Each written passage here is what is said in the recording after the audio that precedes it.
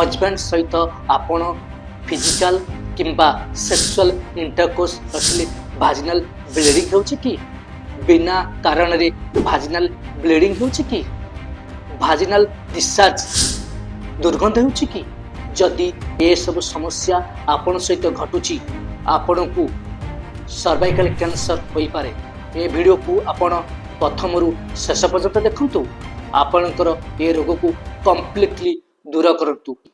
जदि आपण मो चैनल को प्रथम देखुचंती मो चैनल को सब्सक्राइब करंतु एवं बेल आइकन प्रेस करंतु।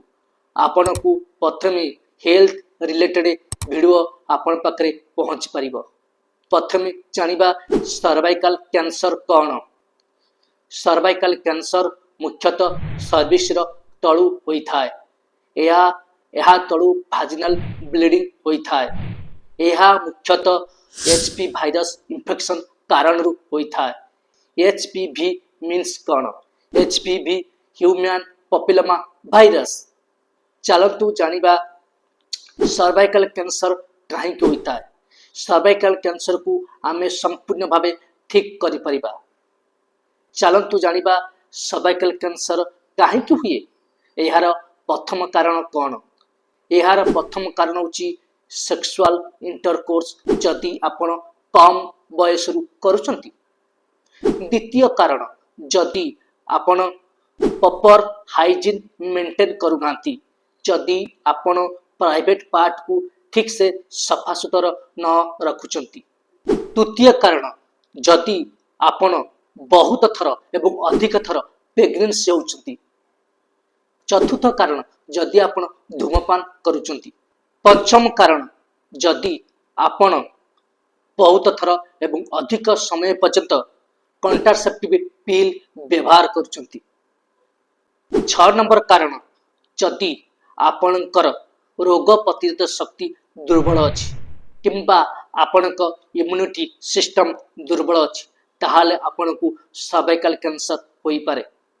तो जानिबा केमिति आपण जानिबे आपणकु सर्वाइकल कैंसर होईछि। एहार प्रथम लक्षण भाजिनाल ब्लीडिंग आफ्टर सेक्सुअल इंटरकोर्स। जदि आपण आपणक पार्टनर सहित सेक्सुअल इंटरकोर्स रखिला परे जदि आपणकु ब्लीडिंग होउछि आपणकर तली पेट पेन हेबा बिना कारण रे भाजिनाल ब्लीडिंग हेबा आपण दुर्बल एवं थका अनुभव करने सहित आपणकर ओजन मध्य ह्रास पाई थाए। आपणकर भाजिनाल डिस्चार्ज दुर्गंध हेबा। जदि ये सब समस्या आपण सहित घटुची आपण तुरंत एवं इमीडिएट डॉक्टर को परामर्श रे ट्रीटमेंट आरंभ करंतु। ताहाले आपण कंप्लीटली एवं संपूर्ण भावे सर्वाइकल कैंसर रु मुक्ति पाइबे। एहार प्रतिकार होउची जदि आपण सठिक भावे एहा को ट्रीटमेंट करूचंती सठिक समय आपण डॉक्टर को परामर्श नउचंती। एहार केतेक टेस्ट आपण को सर्वाइकल कैंसर को जणाई थाए।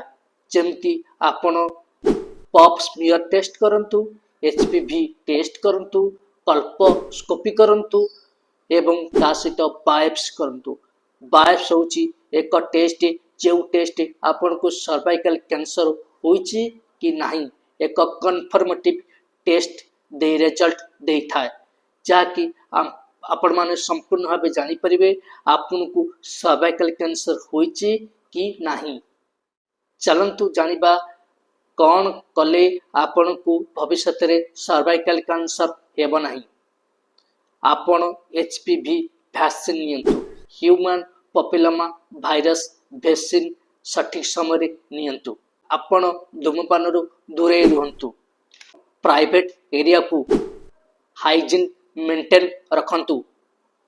सेफ सेक्सुअल इंटरकोर्स करंतु एवं सेफ सेक्सुअल एक्टिविटी रखंतु। ता सहित आपण हेल्दी फूड खांतु।